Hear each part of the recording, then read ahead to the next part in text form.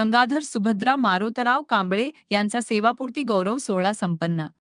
बीड, परभणी, हिंगोली या जिल्ह्यांमध्ये अन्न नागरी पुरवठा व ग्राहक संरक्षण विभागात वैद्यमापन शास्त्र उपनियंत्रक पदावरून गंगाधर सुभद्रा मारुतराव कांबळे हे सेवानिवृत्त झाले.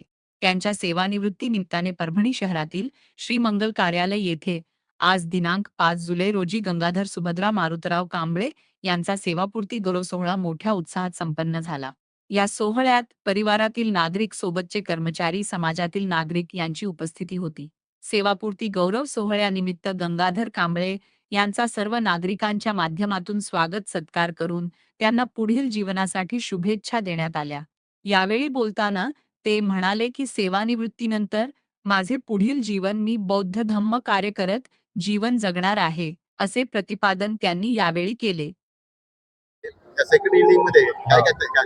मी गंगाधर मारुतराव कांबळे वैद्यमापन शास्त्र यंत्रणेमध्ये 16 नोव्हेंबर 1992 ला रुजू झालो.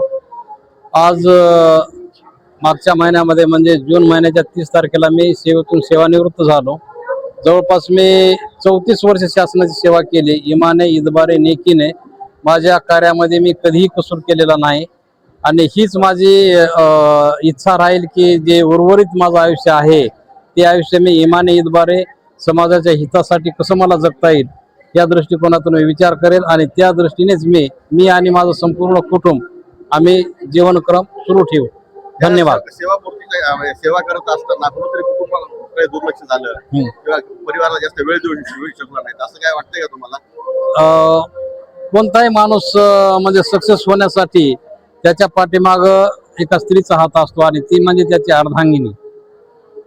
तर मी सेवा करत असताना मला असं कुठं जाणवलं नाही की मी म्हणजे माझ्या कुटुंबाकडे लक्ष द्यायला कमी पडलो, कारण ती जी उणीव आहे ती माझ्या मिसेसनं, माझ्या बायकोनं पूर्णपणे म्हणजे समर्थपणे पूर्ण केलेली आहे. त्याचा खरंच मला अभिमान वाटतो.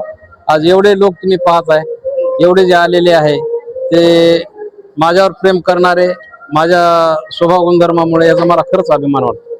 भविष्यात काय काय करण्याची तयारी आहे तुमची? आता काय आहे भविष्यामध्ये राहिलेलं उर्वरित जे आयुष्य आहे हे राणी सावरगावला आम्ही एक म्हणजे धम्मगिरी स्थापन केलेली आहे. त्याचे फाउंडर आमचे डॉक्टर परमेश्वर साळवे आहेत, सखारामजी मस्के आहेत.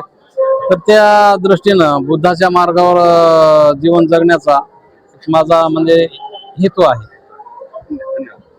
थँक्यू.